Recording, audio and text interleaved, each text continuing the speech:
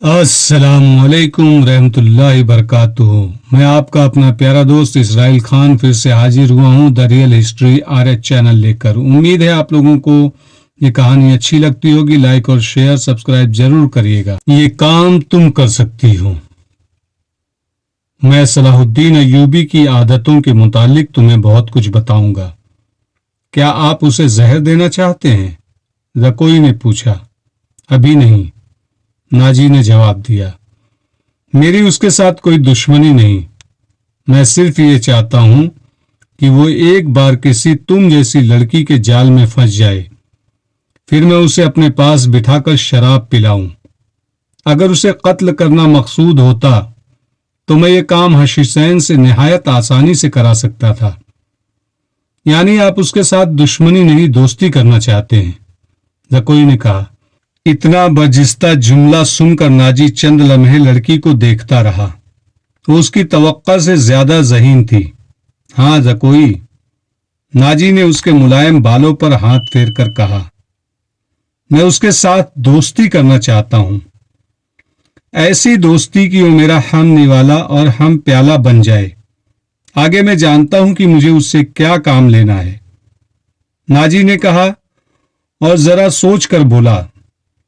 لیکن میں تمہیں یہ بھی بتا دینا ضروری سمجھتا ہوں کہ ایک جادو صلاح الدین ایوبی کے ہاتھ بھی ہے۔ اگر تمہارے حسن اور ناز و انداز پر اس کا جادو چل گیا تو میں تمہیں زندہ نہیں رہنے دوں گا۔ اگر تم نے مجھے دھوکہ دیا تو تم ایک دن سے زیادہ زندہ نہیں رہ سکو گی۔ صلاح الدین ایوبی تمہیں موت سے بچا نہیں سکے گا۔ تمہاری زندگی اور موت میرے ہاتھ میں ہے، تم مجھے دھوکہ نہیں دے سکو گی۔ اسی لیے میں نے تمہارے ساتھ کھل کر باتیں کی ہے، ورنہ میرے رتبے اور حیثیت کا آدمی ایک پیشہ ور لڑکی کے ساتھ پہلی ملاقات میں ہی ایسی باتیں کبھی نہ کرتا۔ یہ آپ کو آنے والا وقت بتائے گا کہ کون کس کو دھوکہ دیتا ہے، زکوئی نے کہا۔ مجھے یہ بتائیے کہ صلاح الدین ایوبی تک میری رسائی کس طرح ہوگی، یعنی اس کے پاس تک میں کیسے پہنچوں گی؟ میں اسے ایک جشن میں بلا رہا ہوں، ناجی نے کہا۔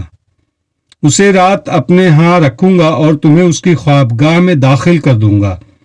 میں نے تمہیں اسی مقصد کے لیے بلایا ہے، آگے میں سنبھال لوں گا۔ وہ رات گزر گئی، پھر اور کئی راتیں گزر گئی۔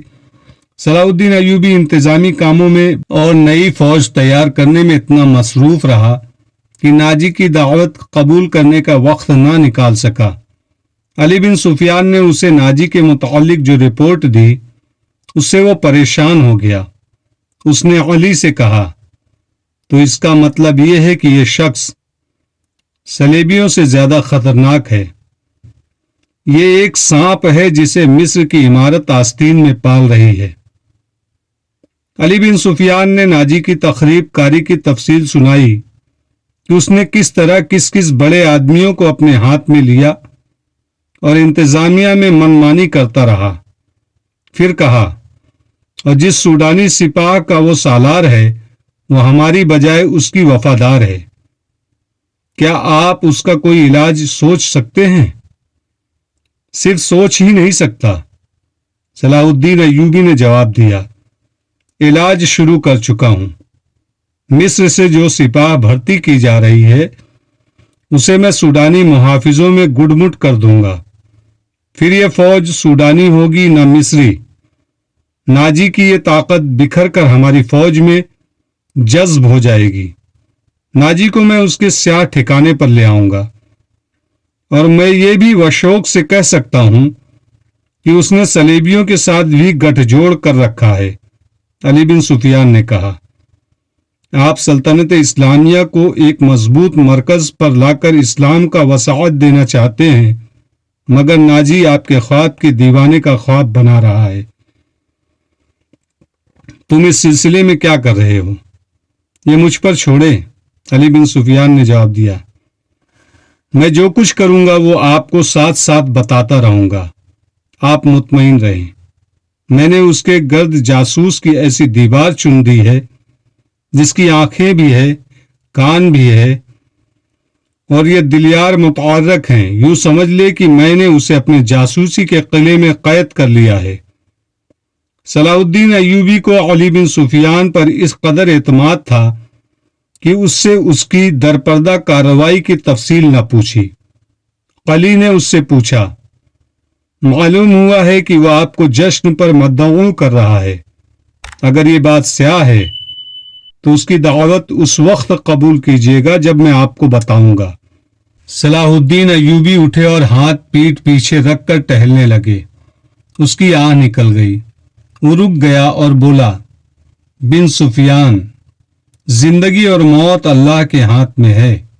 بے مقصد زندگی سے کیا یہ بہتر نہیں کہ انسان پیدا ہوتے ہی مر جائے؟ کبھی کبھی یہ سوچ دماغ میں آ جاتی ہے کہ وہ لوگ شاید خوش نصیب ہیں جن کی قومی حسن مردہ ہوتی ہے اور جن کا کوئی کردار نہیں ہوتا، بڑے مزے سے جیتے اور اپنی آپ ہی مر جاتے ہیں۔ وہ بد نصیب ہیں امیر محترم، علی نے کہا۔ ہاں بن سفیان، صلاح الدین ایوبی نے کہا، میں جب انہیں خوش نصیب کہتا ہوں تو یہی بات معلوم نہیں کون میرے کان میں کہہ دیتا ہے جو تم نے کہی ہے، مگر سوچتا ہوں کہ ہم نے تاریخ کا دھارا اس موڑ پر نہ بدلا تو ملت اسلامیہ بکھر کر وادیوں، جنگلوں اور صحراؤں میں کھو جائے گی۔ ملت کی خلافت 3 حصوں میں بٹ گئی ہے، امیر منمانی کر رہے ہیں اور صلیبیوں کے اعلی کار بنتے جا رہے ہیں۔ مجھے یہ ڈر بھی محسوس ہونے لگا ہے کہ مسلمان اگر زندہ رہے تو وہ ہمیشہ صلیبیوں کے غلام اور اعلی کار رہیں گے۔ وہ اسی پہ خوش رہیں گے کہ زندہ ہیں، مگر قوم کی حیثیت سے وہ مردہ ہوں گے۔ ذرا نقشہ دیکھ لو علی، آدھی صدی میں دیکھو ہماری سلطنت کا نقشہ کتنا سکڑ گیا ہے۔ وہ خاموش ہو گیا، سر جھکا کر ٹہلنے لگا، پھر رک گیا اور سر کو جھٹک کر علی بن سفیان کو دیکھا، کہنے لگا، جب تباہی اپنے اندر سے اٹھے تو اسے روکنا محال ہو جاتا ہے۔ اگر ہماری خلافت اور عمارتوں کا یہی حال رہا تو صلیبیوں کو ہم پر حملے کرنے کی ضرورت پیش نہیں آئے گی۔ وہ آگ جس میں ہم اپنا ایمان، اپنا کردار اور اپنی قومیت جلا رہے ہیں، اس میں صلیبی آہستہ آہستہ تیل ڈالتے رہیں گے۔ ان کی سازشیں ہمیں آپس میں لڑاتی رہے گی۔ میں شاید اپنا عزم پورا نہ کر سکوں، میں شاید صلیبیوں سے شکست بھی کھا جاؤں، لیکن میں قوم کے نام ایک وصیت چھوڑنا چاہتا ہوں۔ وہ یہ ہے کہ کسی غیر مسلم پر کبھی بھروسہ نہ کرنا۔ ان کے خلاف لڑنا ہے تو لڑ کر مر جانا۔ کسی غیر مسلم کے ساتھ کبھی سمجھوتا اور کوئی معاہدہ نہ کرنا۔ آپ کا لہجہ بتا رہا ہے جیسے آپ اپنے عزم سے مایوس ہو گئے ہیں۔ علی بن سفیان نے کہا، مایوس نہیں، صلاح الدین ایوبی نے کہا، جذباتی۔ علی، میرا ایک حکم متعلقہ شعبے تک پہنچا دو، بھرتی تیز کر دو اور کوشش کرو کہ فوج کے لیے زیادہ سے زیادہ ایسے آدمی رکھو جو جنگ کا تجربہ حاصل کر چکے ہوں۔ ہمارے پاس اتنی لمبی تربیت کا وقت نہیں۔ بھرتی ہونے والوں کا مسلمان ہونا لازمی قرار دے دو، اور تم اپنے لیے ذہن نشین کر لو کہ ایسے جاسوس کا ایک دستہ تیار کرو جو دشمن کے علاقے میں جا کر جاسوسی بھی کرے اور شب خون بھی مارے۔ یہ جانبازوں کا دستہ ہوگا۔ انہوں نے خصوصی تربیت دو اور ان میں یہ صفات پیدا کرو کہ اونٹ کی طرح زیادہ سے زیادہ عرصہ پیاس برداشت کر سکے۔ ان کی نظریں عقاب کی طرح تیز ہو، ان میں صحرائی لومڑی کی مکاری ہو اور وہ دشمن پر چیتے کی طرح جھپٹنے کی مہارت، دلیری اور طاقت کے مالک ہوں۔ ان میں شراب، حشیش وغیرہ کی عادت نہ ہو اور عورت کے لیے وہ برف کی طرح ایک دم ٹھنڈے ہوں۔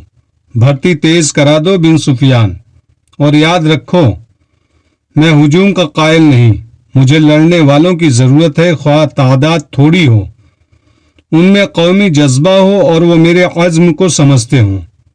کسی کے دل میں یہ شبہ نہ ہو کہ اسے کیوں لڑایا جا رہا ہے۔ اگلے 10 دنوں میں ہزارہ تربیت یافتہ سپاہی عمارت مصر کی فوج میں آ گئے۔ اور ان 10 دنوں میں ناجی نے زکوئی کو ٹریننگ دے دی کہ وہ صلاح الدین ایوبی کو کون کون سے طریقے سے اپنے حسن کے جال میں پھانس کر اس کی شخصیت اور اس کے کردار کو کمزور کر سکتی ہے۔ ناجی کے ہمراز دوستوں نے زکوئی کو دیکھا تو انہوں نے بلا خوف تردید کہا کہ اس لڑکی کو مصر کے فرعون دیکھ لیتے تو خدائی کے دعوے سے دست بردار ہو جاتے۔ ناجی کا جاسوسی کا اپنا نظام تھا، بہت تیز اور دلیر۔ وہ معلوم کر چکا تھا کہ علی بن سفیان صلاح الدین ایوبی کا خصوصی مفیر ہے، اور عرب کا معنی ہوا سراغ رساں۔ اس نے علی کے پیچھے اپنے جاسوس چھوڑ دیے تھے اور اس نے علی کو قتل کرا دینے کا منصوبہ بھی بنا لیا تھا۔ زکوئی کو ناجی نے صلاح الدین ایوبی کو اپنے دام میں پھانسنے کے لیے تیار کیا تھا، لیکن وہ محسوس نہ کر سکا کہ مراکش کی رہنے والی یہ لڑکی اس کے اپنے اعصاب پر سوار ہو گئی ہے۔ وہ صرف شکل و صورت کی ہی دلکش نہیں تھی، اس کی باتوں میں ایسا جادو تھا کہ ناجی اسے پاس بٹھا کر اس کے ساتھ باتیں ہی کرتا رہتا تھا۔ اس نے ان 2 ناچنے گانے والی لڑکیوں سے نگاہیں پھیر لی تھی جو اس کی منظور نظر تھی۔ 3-4 راتوں سے اس نے ان لڑکیوں کو اپنے کمرے میں نہیں بلایا تھا۔ ناجی سونے کے انڈے دینے والی مرغی تھی جو ان کے قبضے سے نکل کر زکوئی کے آگوش میں انڈے دینے لگی تھی۔ انہوں نے زکوئی کو راستے سے ہٹانے کی ترکیبیں سوچنی شروع کر دی۔ وہ آخر اس نتیجے پر پہنچی کہ اسے قتل کرا دیا جائے، مگر اسے قتل کرانا ممکن نظر نہیں آتا تھا، کیونکہ ناجی نے اسے جو کمرہ دے رکھا تھا اس پر 2 محافظوں کا پہرا رہتا تھا۔ اس کے علاوہ یہ دونوں لڑکیاں اس مکان سے بلا اجازت باہر نہیں جا سکتی تھی جو ناجی نے